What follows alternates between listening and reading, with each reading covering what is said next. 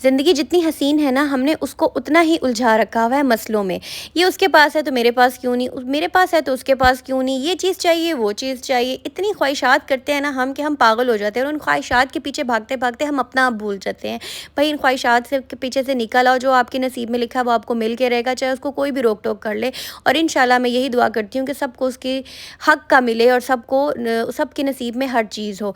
मेरी सुबह का आगाज़ आज किचन से हुआ था। आज मेरे बच्चों के स्कूल में था एनुअल फंक्शन, जिसका उनको बेसब्री से इंतज़ार था। पूरा साल बच्चों को इसी दिन का इंतज़ार होता है। अरे भई हमें भी इंतज़ार होता था, क्योंकि हमने पार्टिसिपेट किया होता था, तो हमें इंतज़ार होता था कब वो दिन आएगा, हम लोग स्टेज पे आएँगे सबके सामने। इसी तरह बच्चों को भी आज इंतज़ार था, और मेरी स्कूल की यादें ताज़ा हो गई।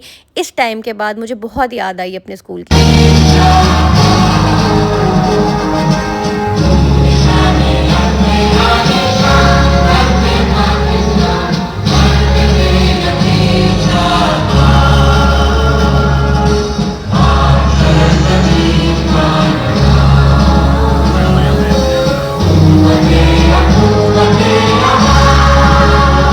ये चीज़ देख के मुझे याद आया कि यार हम अपने स्कूल में भी खुद भी कितना एक्टिव होते थे, हर चीज़ में पार्टिसिपेट करते थे। जहाँ टीचर सेलेक्ट नहीं करते थे वहाँ कहते थे नहीं नहीं जी जी हमारी गलती नहीं है, टीचर की गलती है।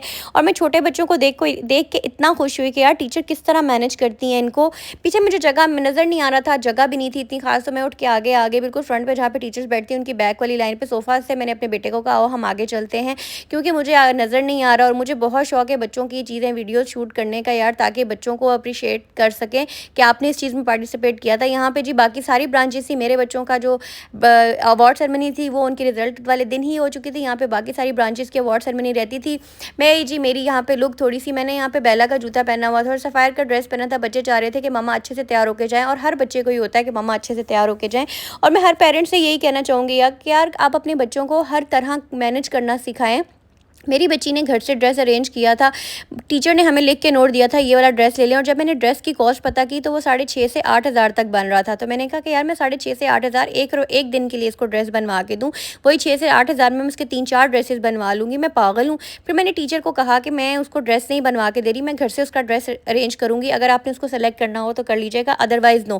क्योंकि मुझे पता है कि यार एक दिन के फंक्शन के लिए हम इतना कॉस्टली ड्रेस क्यों लें। अगर कोई सब पेरेंट्स मेरे साथ ज़रूर वो करेंगे कि जी बिल्कुल आप ठीक कह रही हैं, लेकिन ये बिल्कुल बात ठीक है। मेरी बेटी ने टर्किश डांस में पार्टिसिपेट किया था और टर्किश उसको ड्रेस सिंग करनी थी, तो मैंने घर से उसको फ्रॉक लहंगा हर चीज़ अरेंज करके दिया। दुपट्टा वो मेरा लेगी, कैप भी लेगी, सब कुछ लेगी। तो ये सारी चीज़ें आपने अपने बच्चों को बताना होता है कि बेटा हर चीज़ घर से मैनेज करनी होती है। अगर हर चीज़ में ज़िद करेंगे तो इस तरह नहीं चलता।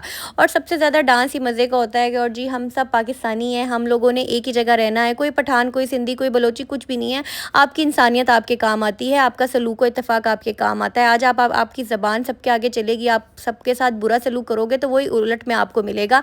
और यहाँ पे जी मेरी बेटी स्टेज पे आ चुकी थी और मुझे बहुत खुशी हुई इसको देख के, क्योंकि जी इसका जो ड्रेस था इसके पीछे ख़वारी बहुत हुई थी, सोच के कुछ समझ में नहीं आ रहा था। इवन इसको मैंने ये भी कह दिया था कि भाई तुम मेरी फ्रॉक पहन जाना, मैं तुम्हें वो सारी स्टिच कर दूँगी, छोटी कर दूँगी सुई धागे से। ये इस पर भी एग्री हो गई थी, बस इसको ड्रेस चाहिए था लॉन्ग फ्रॉक में।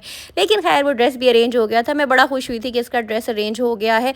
बाकी बच्चों को भी देखा कि बच्चों ने नए-नए ड्रेसेस परचेज़ किए। तो खैर हर पेरेंट्स की अपनी सोच होती है, लेकिन मेरी सोच ये है कि हर चीज़ को घर से मैनेज करें। टीचर्स इतना अच्छे से मैनेज करती हैं छोटे बच्चों को, टीचर्स को भी चाहिए बच्चों को ये बात सिखाएं। ये जी मेरा बेटा है, बिल्कुल फर्स्ट लाइन में, फर्स्ट में जो है बिल्कुल लड़की के साथ जो खड़ा हुआ है।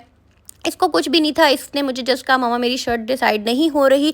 फिर इसकी टीचर का मैसेज आया कि हमें सिंपल वाइट शर्ट चाहिए, तो मैंने सिंपल वाइट शर्ट जाके परचेज़ कर ली। इतनी कॉस्टली नहीं थी, आई थिंक 350 या 400 की आई थी, या 500 की बस। और सबसे अच्छा मुझे ये लगा जो फ़लस्तीनों के लिए था। ये एंटरटेन करने के बाद उन्होंने चार्ली से हमें एंटरटेन किया, और उसके बाद हम वहाँ से निकले और आगे जाके हमें ट्रैफिक में फंसना पड़ गया। फिर मिलेंगे नेक्स्ट व्लॉग में। अल्लाह हाफ़िज़।